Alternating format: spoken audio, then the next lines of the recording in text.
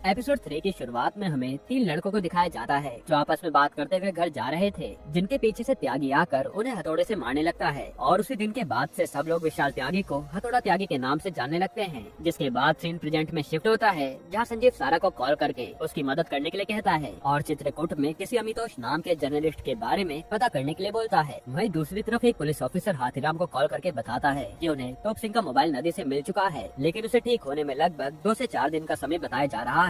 जिस पर हाथीराम उसे जल्दी से जल्दी मोबाइल ठीक करवाने को बोलता है, क्योंकि उसी मोबाइल में संजीव मेहरा की फोटो और उस मास्टर जी का नंबर हो सकता है। इधर हाथीराम को चित्रकूट के पुलिस स्टेशन में जाकर पता चलता है कि वहाँ का एसएचओ किसी विधायक के पोते के मुंडन में गया है। जिसके बाद सीन अंसारी पर शिफ्ट होता है, जो तोप सिंह के गाँव पहुँचकर वहाँ उसके बारे में पता करने लगता है। लेकिन बेचारे की किस्मत इतनी बुरी होती है कि वो उसी के घर पहुँच जाता है, जहाँ से तोप सिंह के झगड़े की शुरुआत हुई थी। यहाँ वो सरदार अंसारी के पीछे कुत्ता छोड़ देता है, लेकिन किसी तरह अंसारी बच जाता है। पर तभी वहाँ बैठा एक बूढ़ा आदमी उसे बताता है कि तोप सिंह बहुत खतरनाक है। एक टाइम पर उसने अकेले 3 सरदारों का मर्डर कर दिया था, लेकिन उसके बाद वो कहाँ गया किसी को पता नहीं चला। जिसकी बात सुनकर अंसारी को सब पता चल जाता है कि तोप सिंह पंजाब से क्यों भागा था, लेकिन फिर भी वो उसके चाचा से मिलने उसके घर पहुँच जाता है और उनसे तोप सिंह के बारे में पूछने लगता है। जिस पर उसका चाचा अंसारी से झूठ कहता है कि तोप सिंह तो शहर में बहुत अच्छी नौकरी कर रहा है और उसके आए दिन उससे बात होती रहती है। तब अंसारी उसके चाचा को सच बताने के लिए कहता है और यहाँ से सीन फ्लैशबैक में शिफ्ट होता है, जहाँ तोप सिंह के पिता उसे हर वक्त मारा करते थे, लेकिन उसका चाचा उसे बहुत प्यार से अपने साथ रखता था। और तोप सिंह अपने पिता के टॉर्चर से बहुत ज्यादा परेशान हो गया था, इसलिए वो इस बार अपना घर छोड़कर वहाँ से जाने लगता है। जिसके पीछे पीछे उसका चाचा जाकर उसे समझाता है और फिर घर लाने लगता है। पर तभी वहाँ कुछ जाट मिलकर तोप सिंह को मंजर कहकर बुलाते हैं, जो उस टाइम पर काफी नीची जात मानी जाती थी। तब ये सुनकर तोप सिंह को गुस्सा आता है और वो उनमें से एक पर ईंट फेंक देता है। जिसके बाद सभी लोग मिलकर तोप सिंह को पकड़ने लगते हैं और एक टाइम ऐसा आता है कि वो उसे पकड़ लेते हैं। लेकिन तभी वहाँ मंजर आ जाते हैं, जो जाटों के खिलाफ रैली कर रहे थे, जिनके साथ तोप सिंह भी जुड़ जाता है और देखते ही देखते वो ताकतवर बनता जाता है और अपने साथ एक चाकू लेकर घूमना शुरू कर देता है। हालांकि फिर एक दिन 3 जाट मिलकर तोप को पकड़कर मारने लगते हैं, जिन्हें इस बार तोप सिंह चाकू निकालकर उनकी गर्दन काट देता है। फिर घर आने पर उसका चाचा उसे खूब मारता है कि तुझे पता नहीं है कि तूने कितनी बड़ी गलती कर दी। कुछ ही देर में बहुत सारे जाट मिलकर हमारे घर आ जाएंगे और वो सब कुछ तहस नहस कर देंगे। अगर तुझे अपनी जान बचानी है तो तू यहाँ से भाग जा। जिनकी बात मानकर तोप सिंह वहाँ से भाग निकला। हालांकि थोड़ी देर में वहाँ बहुत सारे जाट आ जाते हैं और अपने बच्चों की गर्दन एक पैकेट में लाकर उसके चाचा के सामने फेंकते हैं। फिर वो कहते हैं कि तोप सिंह कहाँ है, लेकिन कोई भी उन्हें तोप सिंह के बारे में नहीं बताता। फिर वो कहते हैं कि आज हम अपने बेटे का बदला जरूर लेंगे। जिसके बाद वो सबके सामने तोप सिंह की चाची के साथ बहुत ही बुरे तरीके से करते हैं। जिसके बाद सीन प्रेजेंट पर शिफ्ट होता है, जो उसके चाचा अंसारी को बताते हैं कि पंजाब से जाने के बाद तोप सिंह को चंदा नाम के लड़के से प्यार हो गया था, जो उसे के मामा की रखेल थी। ये सुनने के बाद अंसारी को सब समझ आ जाता है कि तोप सिंह के हाथ पर सी का मतलब है चंदा, यानी कि अब अंसारी को तोप सिंह के बारे में ज्यादा जानने के लिए चंदा से मिलना था।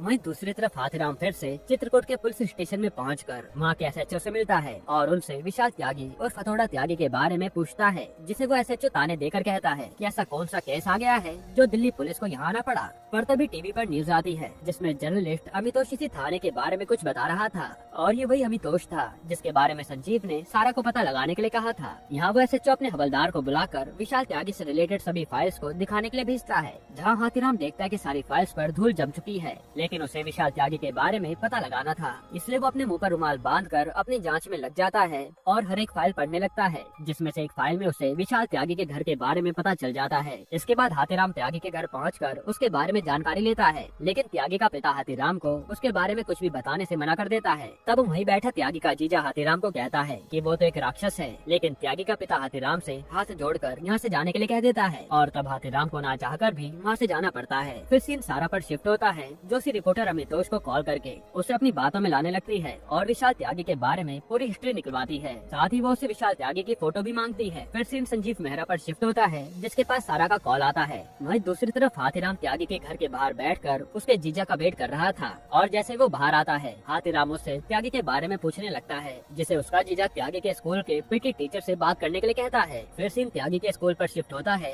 जहाँ हाथीराम पहुंचकर उसके पीटी टीचर से त्यागी के बारे में पूछता है कि आखिर त्यागी ने उन 3 लड़कों को हथौड़े से क्यों मारा था। जिस पर त्यागी का पीटी टीचर हाथीराम को सारी बात बताता है कि कुछ साल पहले त्यागी के ताऊ और उसके पिता के बीच जमीन को लेकर झगड़ा चल रहा था। तब उसके ताऊ ने उन्हें धमकाने के लिए त्यागी के पिता के पास 3 लड़कों को भेजकर अपनी बेटियों को ध्यान रखने के लिए कहा था, नहीं तो ये लोग उनके साथ बुरा कर सकते थे। फिर जैसे ये बात त्यागी को पता चली तो उसने सरेआम उन तीनों लड़कों को हथौड़े से मार दिया। आगे वो पीटी सर बताते हैं कि सर आप नहीं जानते जानते कि वैसे तो त्यागी बहुत ही गुस्से में रहता है, लेकिन उसे कुत्तों से बहुत प्यार है। फिर यहाँ सभी बच्चे उस पीटी टीचर को मास्टर जी कहकर बुलाते हैं, जिसे सुनकर हाथीराम को याद आता है कि त्यागी भी तो हमेशा मास्टर जी से बात करना चाहता था, तो क्या ये वही मास्टर जी है। फिर वहाँ से बाहर निकलकर हाथीराम देखता है कि उसका कोई बहुत देर से पीछा कर रहा है, जिससे हाथीराम पकड़ लेता है और ये कोई और नहीं बल्कि अमितोष होता है। यहाँ अमितोष हाथीराम को बताता है कि उसे पुलिस स्टेशन से पता चला कि आप हथौड़ा त्यागी के बारे में पता करने दिल्ली से आए हैं, और आपसे मिलने से पहले मुझे किसी सारा नाम की लड़की का कॉल भी आया था, जिसने मुझसे हथौड़ा त्यागी के बारे में पूछा था। यहाँ हाथीराम अमितोष से ही हथौड़ा त्यागी और दुनलिया के बारे में पूछने लगता है,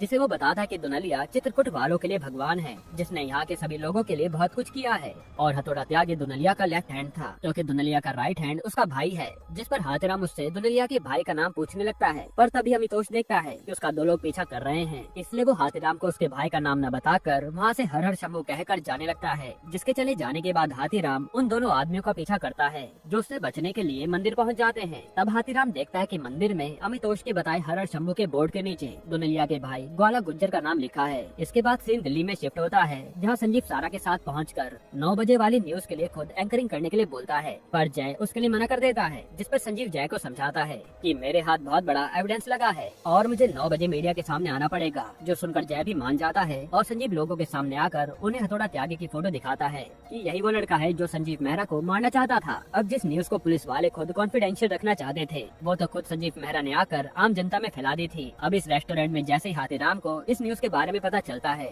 तो उसके तो होश उड़ जाते हैं। यहीं पर एपिसोड 3 खत्म होता है।